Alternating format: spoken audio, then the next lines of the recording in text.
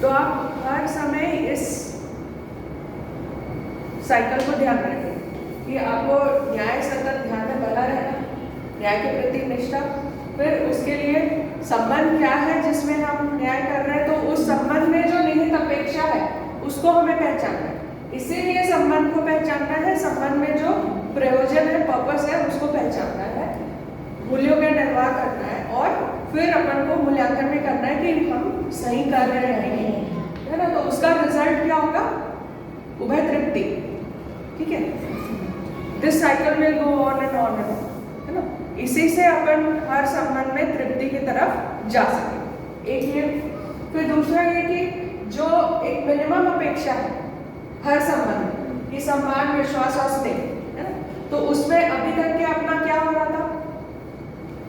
हम, हाँ, जो बात हो रही थी कि सम्मान है सही आकलन, है ना। तो क्या अभी हम सही आकलन करते हैं या अभी वो बायस्ड है? एग्जाम्पल्स अभी कहीं ना कहीं ये बोला ही जाता है कि बच्चों को अपन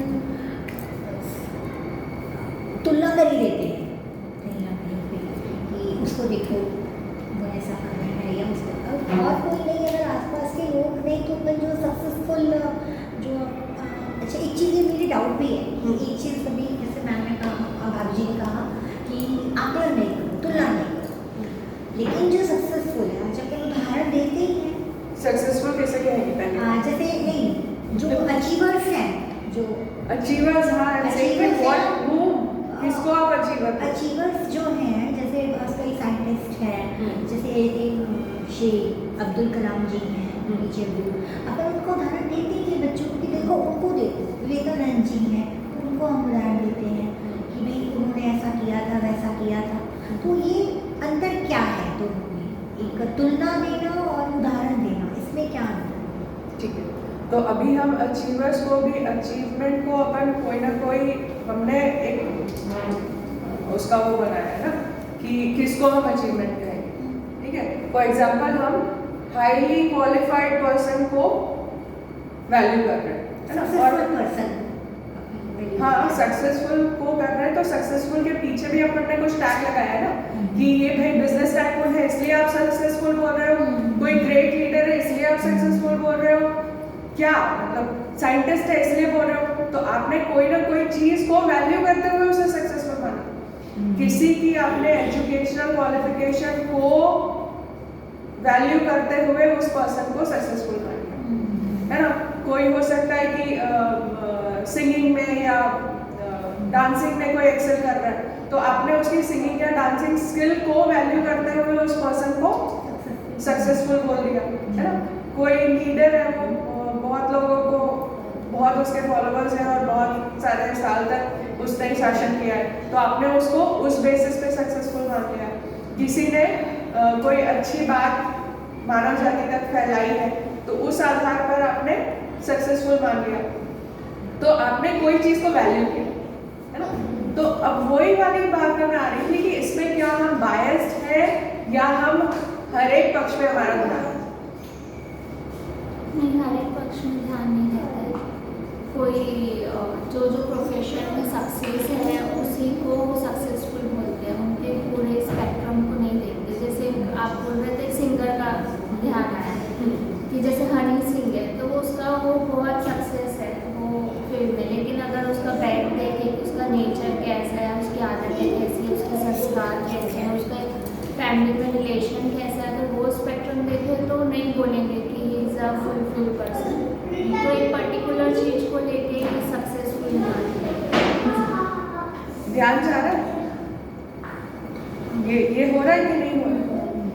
हो रहा है ना, ये भी होता है, ये भी होता है। तो यही होता है, वही उन्होंने बोला कि हम सही आकलन नहीं करते हैं, तो हम कोई एक पक्ष को देख के उस व्यक्ति का अधिमूल्यन कर देते हैं, ओवर इवैल्यूएशन। और जब हमको दूसरे पक्षों का पता चलता है तो फिर हम उसको अंडर इवैल्यूएट भी कर सकते हैं। तो कौन सी बात उनमें सही है उस चीज को भी देख पाना, कहाँ पर वो अपूर्ण है उस चीज को भी देख पाना, है ना।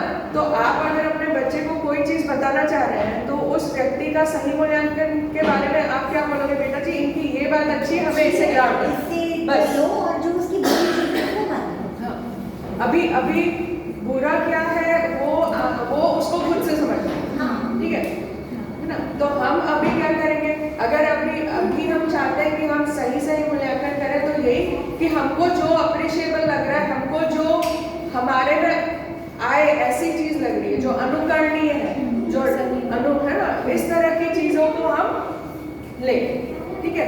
जैसे हो सकता है कि मेरी फूड हैबिट्स अच्छी नहीं है, लेकिन और कुछ ऐसी चीजें हैं जो सही है, मतलब कोई सब्जेक्ट को मैं बहुत अच्छे से डिलीवर करूं, है ना?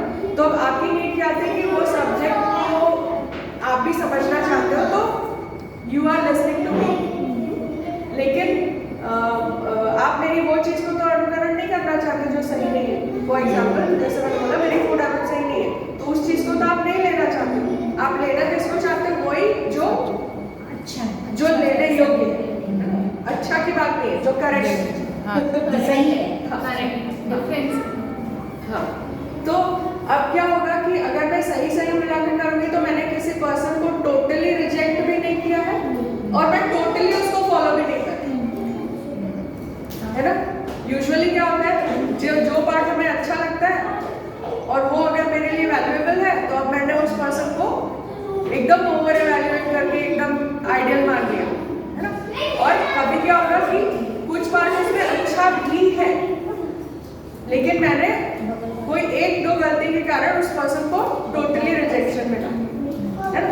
तो क्या हो रहा है कि हम उसकी श्रेष्ठता को पहचान के उसका सम्मान नहीं कर पाते, है ना? तो मेरी पूर्णता, मेरी जिम्मेदारी है, जो चीज मेरी सही है उसको मैं सही कंटिन्यू करूंगी ना, जो चीज मेरी सही नहीं है उसका मैं मूल्यांकन करके अपने सुधार पे काम करूंगी, है ना? तो आपका ध्यान उस पे होगा जो चीज आपको ग्रहण करती है, लेकिन तो मैं सम्मान तभी कर पाऊंगी जब मेरा श्रेष्ठता पे ध्यान है। आप सम्मान कब कर पाओगे?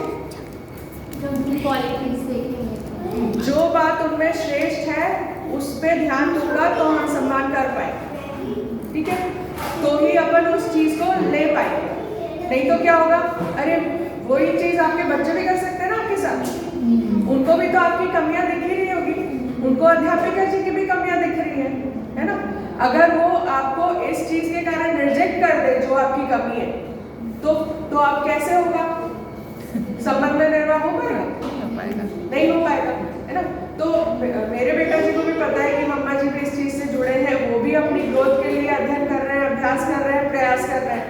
जो पार्ट मम्मा जी अच्छा कर पाती हैं वो चीजें मुझे उनसे सीखनी है, वो चीजें मुझे खुद में लानी है ना? वो मेरे लिए प्रेरणादायी है, और जिन चीजों में वो काम कर रहे हैं मैं भी अपने आचरण में उन चीजों पे काम करूं,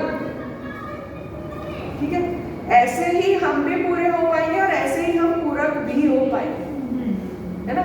तो मेरी जो कमियां हैं उसको मैं समीक्षा में खुद करके, अपना मूल्यांकन खुद करके उसका सुधार करूं, दूसरों को भी मैं देखूं तो उनकी श्रेष्ठता को देख के उसको अपने में ग्रहण करने के लिए कार्य करूं, मुझ में जो सही है उसको मैं आगे वाली पीढ़ी को देने के लिए प्रयास करूं, जो समझ की वस्तु मुझे मिली है वो समझ की वस्तु मुझे मल्टीप्लाई करनी है, जो टैलेंट मुझे आता है, कोई स्किल मुझे आती है वो भी मुझे देकर मल्टीप्लाई करनी है, जो मेरे कमियां हैं वो मुझे मल्टीप्लाई नहीं करनी, वो मुझे किसी को नहीं सिखाना है, नहीं समझाना है, तो ये तो हम ध्यान दे ही सकते हैं। तो सम्मान करते समय हम सही मूल्यांकन करते हैं, है ना? ये अभी अपना अभ्यास नहीं है, अभी अपना अभ्यास ये है कि रूप, बल, धन, पद को लेकर, कोई भी चीज को लेकर हम ओवर इवैल्यूएशन कर देते हैं, या जो चीज, या है ना? जैसे कोई व्यक्ति बहुत अच्छे से सबके साथ संबंध निर्वाह करता है, बहुत व्यवहारिक है, उनके घर कोई भी व्यक्ति जाएगा, साधन भले सीमित हो लेकिन उनका स्वागत भाव बना रहता है ना? तो वो उस व्यक्ति से सीखने लायक है कि नहीं है? लेकिन ये तो पॉसिबल है कि हो सकता है कि रूप, बल, धन, पद के आधार पर किसी व्यक्ति का हमने अधिमूल्यन किया है, लेकिन वो वो सोशल ही नहीं है, व्यवहार में सामाजिक ही नहीं है ना, या वो भाषा में नियंत्रण नहीं है उसके, तो कितनी चीजें गलत हो सकती है ना? तो अभी हम आधा अधूरा सोच सोच के करते रहते हैं ऐसे काम, विच इज नॉट गुड, है ना? तो ये सही मूल्यांकन, वो सम्मान, और ये तीनों इंटरडिपेंडेंट है। जैसे विश्वास में भी आपके सामने जितनी भी एग्जाम्पल है वो ये है कि हम विश्वास, कुछ चीज़ों पे हमको लगता है कि हाँ I am confident in my self, और कुछ चीज़ों पे लगता है कि आई एम नॉट, है ना? तो वो जो कुछ चीज़ें हैं जिसमें लगता है, फॉर एग्जाम्पल आपको मैथ्स बहुत अच्छा आता है, या आपकी ड्राइविंग बहुत अच्छी है, या आप आर्ट एंड क्राफ्ट बहुत अच्छा कर लेते हो, कोई भी आपकी स्किल है ना, उसको लेके तो आप कॉन्फिडेंट हो।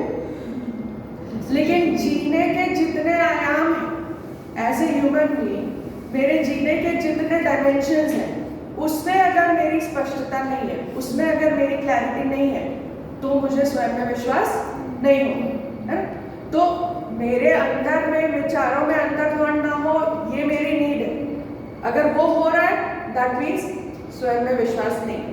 अगर मेरे विचारों में स्पष्टता है, दैट मीन्स स्वयं में विश्वास है। ठीक है, मुझे जीना है सभी मानव के साथ, अगर मुझे संबंध में जीना आता है सभी मानव के साथ, तो मुझमें स्वयं में विश्वास है। अगर मुझे सबके साथ जीना नहीं आता, संबंध निर्वाह करना नहीं आता, मूल्यों का निर्वाह करना नहीं आता, है ना, दैट मीन्स नहीं। उसी तरह प्रकृति के साथ भी, हर एक अवस्था के साथ भी अगर मुझे जीना आता है, तो फिर मुझे स्वयं में विश्वास है, नहीं तो नहीं। तो मेरी समझ ही मेरा विश्वास है ना? मेरी समझ की अस्तित्व कैसा है, अस्तित्व में व्यवस्था कैसी है, उस व्यवस्था को देखते हुए मैं भी स्वयं में व्यवस्थित कैसे रह सकूं, उसकी समझ मुझ में होना, और ये व्यवस्था में मैं भागीदारी करके पूरक बन पाऊं, ये समझ भी और योग्यता मुझ में रहना, तब फिर मैं स्वयं में विश्वास के साथ जी पाऊं। ठीक है, तो अभी क्या हुआ, क्योंकि मैंने अपने आप को ही नहीं समझा है as a human being, what am I, है ना, मैं क्या हूँ, मैं कैसी हूँ, मैं क्या चाहती हूँ, अभी उसकी ही स्पष्टता नहीं है, तो मैं स्वयं ही व्यवस्थित नहीं हूँ। जब मैं खुद ही व्यवस्थित नहीं हूँ, तो मैं कैसे खुद पे विश्वास करूँ? अभी मेरा ही जीना सही नहीं है, तो दूसरे के को जीने देने में मैं सहायक नहीं हो पा रही। हर किसी को मुझसे भय है, मेरे होने से संरक्षण होना चाहिए कि मेरे होने से भय? संरक्षण। अभी तो मैं खुद ही खुद से सुरक्षित नहीं हूँ, मेरा ही कोई उल्टा विचार मुझे पतन की ओर ले जा सकता है ना, और मेरा गलत बिहेवियर, मेरा गलत निर्वाह दूसरों को पतन की ओर ले जा सकता है। तो जब तक मेरी समझ पूरी नहीं हुई है, मैं भी रास की तरफ जाती हूँ और दूसरों को भी मैं रास की ही तरफ ले जाऊँगी। अगर मेरी समझ पूरी हो जाएगी तो मैं विकास की तरफ जाऊँगी और दूसरों को भी विकास की तरफ ले जा सकती, है ना। तो इसलिए ब्रह्मा जी ने बोला कि अब आपको अपने बारे में सोचना है कि मेरी आवश्यकताएं क्या है, कैसी है ना। पहले तो क्या क्या है, फिर उसमें कुछ डिफ्रेंसिएशन है क्या? डिफरेंशिएशन मतलब जैसे आपने बोला कि बॉडी की आवश्यकता है फूड, है ना, फिर बोला कि मुझे मेरे टेस्ट का खाना है, वो बॉडी की नहीं है, वो मेरे मन की आवश्यकता है ना। तो दैट वाज अ डिफरेंस। तो there will be many kind of differences ना। तो व्हाट आर माय नीड्स, है ना, और उसमें बॉडी की कौन सी है और कौन सी ऐसी है जो बॉडी की नहीं है, उसको आइडेंटिफाई कर पाना। एंड प्लस वो नीड भी कैसी है, मतलब कल खुलेगा वो सारा चीज, अभी तो आप खुद ही सोचो, देखते हैं कि क्या निकल के आता है ना, वो एक्सरसाइज। ठीक है, फिर सही मूल्यांकन करके ही और श्रेष्ठता का सम्मान करते हुए ही हम सम्मान कर सकते हैं। विश्वास के लिए भी समझ पूरे हुए बिना हम केवल स्किल के बेसिस पे अपने विश्वास को पूरा पाएंगे नहीं। ठीक है, स्नेह कब हो पाएगा? स्नेह के लिए जब सम्मान और विश्वास दोनों होगा तो स्नेह ऑटोमेटिक। हाँ, एक्सप्लेन करो कैसे।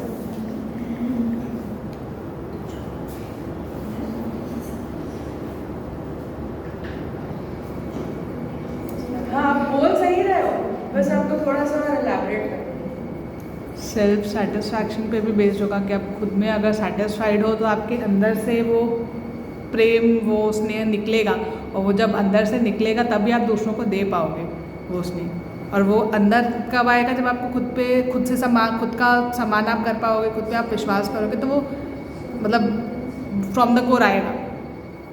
ठीक है, ये भाव वाली बात है। हाँ, भाव वाली बात। और टेक्निकल हो सकता है, मतलब जैसे अभी अगर समझे उसी को केंद्र में रखते हुए बात हो सकती है। अच्छा,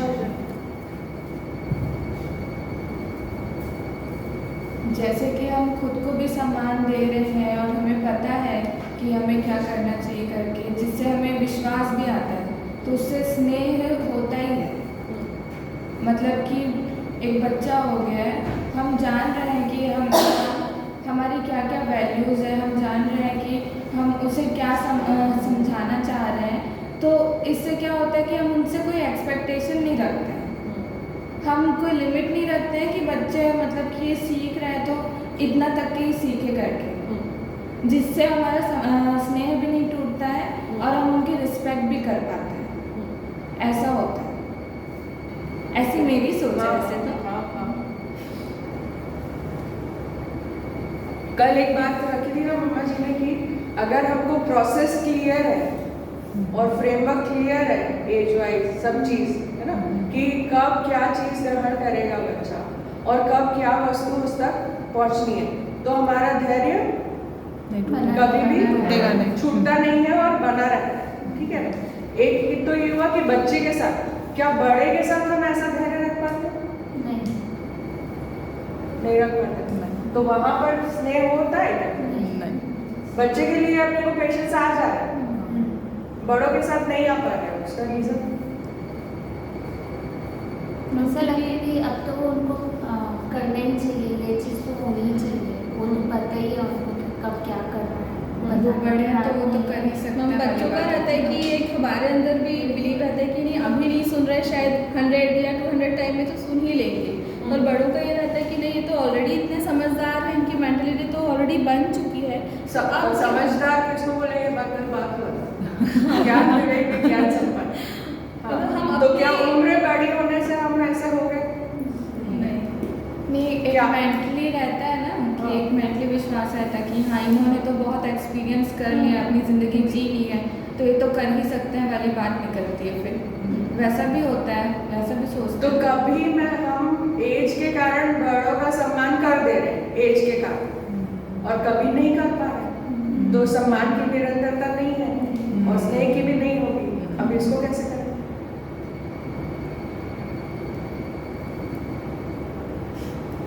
बिहेवियर को भी देखते हैं लोग।